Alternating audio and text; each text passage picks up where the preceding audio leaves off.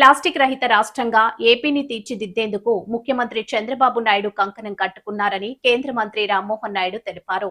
ఈ రోజు నరసన్నపేటలో జరిగిన స్వచ్ఛాంధ్ర కార్యక్రమంలో పాల్గొన్నారు. ఈ సందర్భంగా కేంద్ర మంత్రి మాట్లాడుతూ స్వచ్ఛాంధ్ర కార్యక్రమాన్ని పక్కా ప్రణాళికతో నిర్వహించాలన్నారు.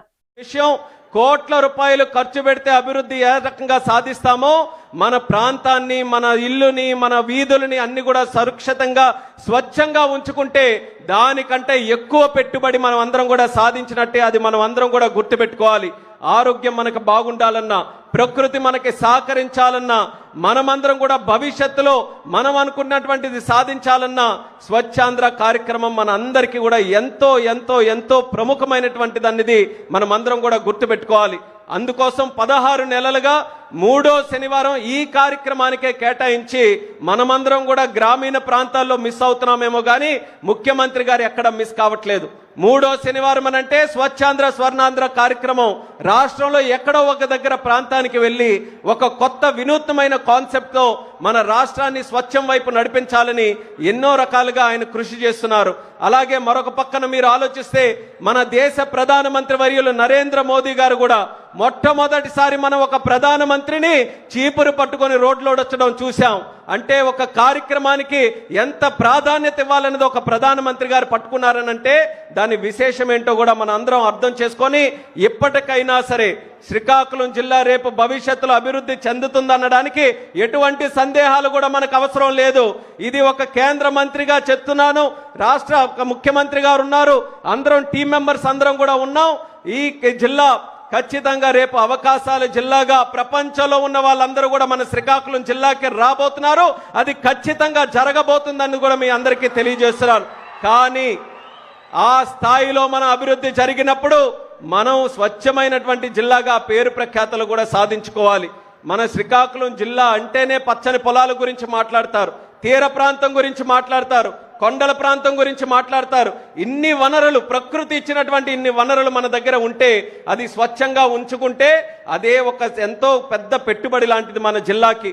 అటువంటి పెట్టుబడిని మనం కాపాడుకోవాలి, అభివృద్ధి చేయించాలి.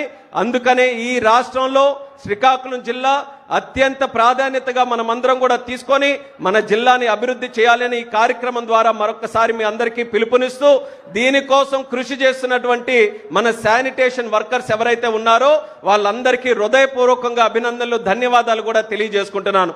మన కోసం వాళ్ళందరూ కూడా కృషి చేస్తున్నారు. మనం పడుకున్నప్పుడు వాళ్ళు లేచి రోడ్లు ఊడుస్తున్నారు. ఎక్కడైనా చెత్త ఉంటే వాళ్ళందరూ కూడా మనది వాళ్ళు బాధ్యతగా తీసుకొని ఆ కార్యక్రమాలన్నీ కూడా చేస్తున్నారు. కాబట్టి మనం వాళ్ళందరికీ కూడా సహకరించి శానిటేషన్ వర్కర్స్ కానీ డిపార్ట్మెంట్ కానీ ఏదైనా ఒక ప్రోగ్రాం చేసినప్పుడు అందులో మనం కూడా భాగస్వాములై సక్సెస్ఫుల్ చేయాల్సినటువంటి బాధ్యత నగర పౌరులుగా, గ్రామ పౌరులుగా మనందరి మీద ఉంటుందనేది ఆ విషయం కూడా మీ అందరికీ తెలియజేస్తున్నాను. ఈ నియోజకవర్గం అభివృద్ధి గురించి ఇప్పుడే ఎమ్మెల్యే గారు కూడా స్పష్టంగా ఏ కార్యక్రమాలు చేయాలనేది చంద్రబాబు నాయుడు గారికి తెలియజేశారు.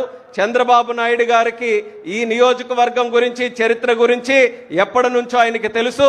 జిల్లాలో ఒక హార్ట్గా, ఒక గుండెకాయలాగా పనిచేసినటువంటి నియోజకవర్గం మన నరసన్నపేట నియోజకవర్గం. ఇక్కడ ఎన్ని ఆటుపోట్లు వచ్చినా సరే తెలుగుదేశం పార్టీని కానీ, చంద్రబాబు నాయుడు గారి నాయకత్వాన్ని కానీ ఏనాడు కూడా పక్కన పెట్టకుండా గుండెల్లో పెట్టుకొని ముందుకు నడిపించినటువంటి ఈ నరసన్నపేట నియోజకవర్గానికి మీ ఎమ్మెల్యే గారు చెప్పినటువంటి కార్యక్రమాలు అన్ని కూడా చాలా ప్రాధాన్యత కలిగినవే. నా వంతు కూడా కృషి చేసి అవన్నీ కూడా చేయడానికి ఒక ప్రయత్నం చేస్తున్నాను. మీ సహకారం కూడా ముఖ్యమంత్రిగా ఈ యొక్క నియోజకవర్గానికి ఉంటే ఖచ్చితంగా సెంట్రల్ నియోజకవర్గంగా నరసన్నపేట ఈరోజు మా పార్లమెంట్లో కూడా ఉంది. పాతపట్నం తీసుకున్నా, ఇచ్చాపురం తీసుకున్నా, ఏ నియోజకవర్గం తీసుకున్నా అందరికీ కూడా సత్సంబంధాలు ఈ నరసన్నపేట నియోజకవర్గంతో ఉన్నాయి.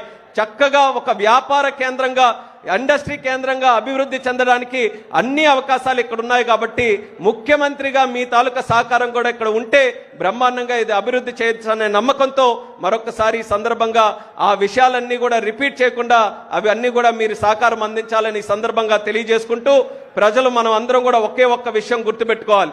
శ్రీకాకుళం జిల్లా అనంటే, మన ప్రజలనంటే కేవలం మనకు కనబడేది ఇక్కడే కాదు. నిన్న అనంతపూర్కి వెళ్ళినా శ్రీకాకుళం వాళ్ళు ఉన్నారు. నేను ఈరోజు సివిల్ ఏవియేషన్ మినిస్టర్గా అండమాన్ వెళ్ళినా, మొన్న చంద్రబాబు నాయుడు గారు కూడా వెస్ట్ బెంగాల్ వచ్చారు. వెస్ట్ బెంగాల్లో ఎయిర్పోర్ట్లో దిగిన వెంటనే పలకరించింది మన శ్రీకాకుళం జిల్లా వాసియే. అలాగే ఎక్కడికి వెళ్ళినా సరే అందరూ కూడా కనబడుతున్నారు. కనబడితే సంతోషమే.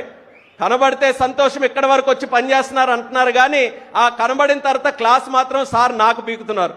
ఆయన ఏమంటున్నారంటే ఇక్కడ ఎందుకు డెవలప్ చేయలేకపోతున్నాం మనం, ఎంత కష్టపడేటటువంటి వ్యక్తులు, ఎంత టాలెంట్ మన శ్రీకాకుళం జిల్లాలో ఉన్నప్పుడు వాళ్ళు ఎక్కడెక్కడో ఎందుకు వెళ్ళి పని చేయాలి, ఈ రోజు ఇక్కడే మనం అన్ని రకాలైనటువంటి అభివృద్ధి కార్యక్రమాలు చేసి వాళ్ళ టాలెంట్ తో ఈ జిల్లాని మరింత శరవేగంగా అభివృద్ధి చేయాలి, అది ఛాలెంజ్ గా తీసుకోమని ఎప్పుడు కూడా ఆయన ప్రోత్సహిస్తూ ఇన్స్పైర్ చేస్తూ ముందుకు నడిపిస్తున్నారు.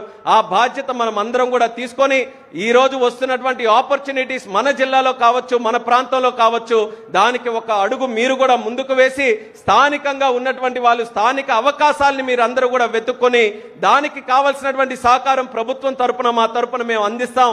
కానీ మంచి అవకాశాల ఆలోచనలతో మీరు అందరూ కూడా ముందుకు వచ్చి ఎక్కడో వెళ్ళి చేసే కంటే మన జిల్లాని మనం అభివృద్ధి చేసుకోవడానికి మీ అందరి తాలూకా శక్తిని కూడా జోడించాలని ఈ వేదిక ద్వారా మీ అందరికీ కూడా పిలుపునిస్తూ మరొక్కసారి నర్సన్నపేట నియోజకవర్గ ప్రజలందరూ కూడా మీ తాలూకా ఉత్సాహం, మీ తాలూకా ఆనందం ఎల్లప్పుడూ కూడా మాకు బలంగా పనిచేస్తుంటుంది, శ్రీరామ రక్షగా ఎప్పుడు కూడా ఉంటుందని తెలియజేసుకుంటూ మరొక్కసారి మీ అందరికీ కూడా నా హృదయపూర్వక నమస్కారాలు తెలియజేస్తూ సెలవు తీసుకుంటున్నాను.